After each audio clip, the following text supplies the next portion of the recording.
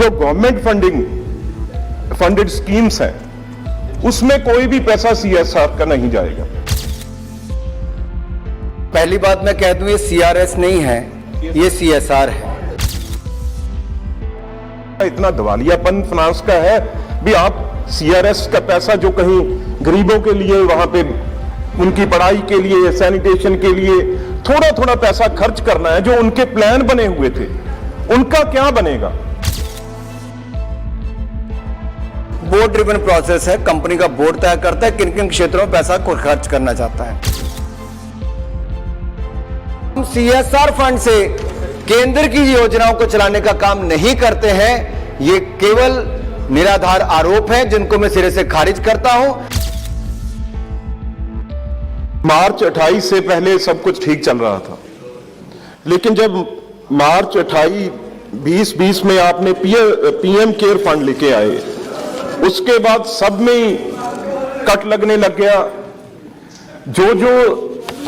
जो scheme CSR में चल रही थी, चाहे आप उनकी कमेटी रिपोर्ट्स देखें, हाई पावर कमेटी रिपोर्ट्स, उसमें उन्होंने कहा है बिल्कुल भी, चाहे 2015 की बात करें चाहे 2019 की, उन्होंने कहा बिल्कुल भी कोई भी पैसा जो गवर्नमेंट फंडेड स्कीम्स हैं उसमें कोई भी पैसा सीएसआर का नहीं जाएगा।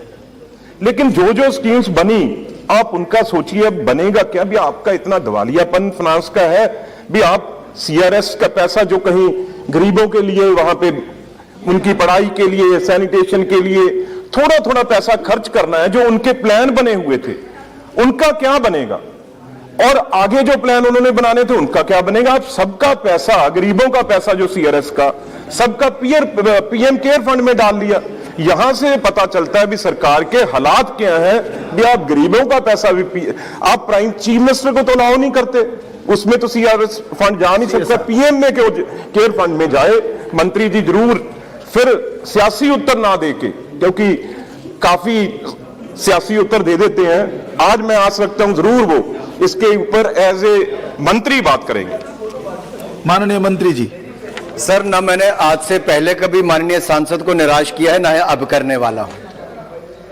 और पहली बात मैं कह दूं, ये सीआरएस नहीं है, ये सीएसआर है, कॉर्पोरेट सोशल रिस्पॉन्सिबिलिटी।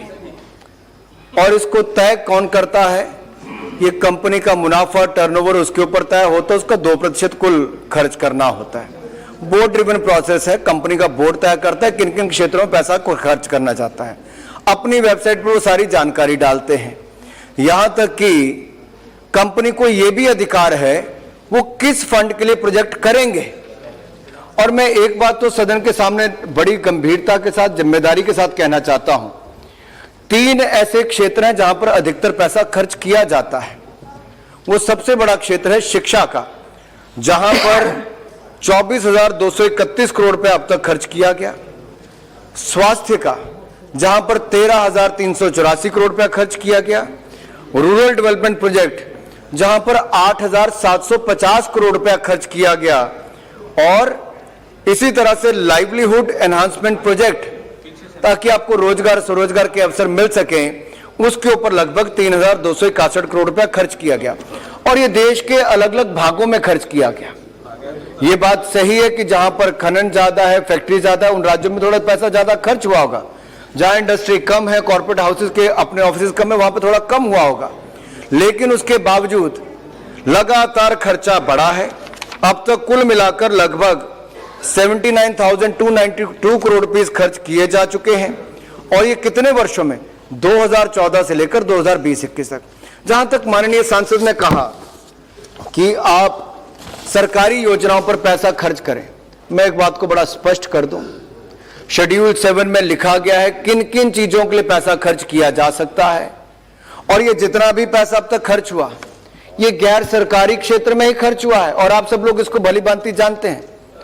और इसको अगर आप ये करेंगे कि इसको घुमा फिरा कर किसी पर डालने का प्रयास करेंगे, तो माननीय सभापति, मैं इस पर एक बात बड़ा स्पष्ट करना चाहता हूं।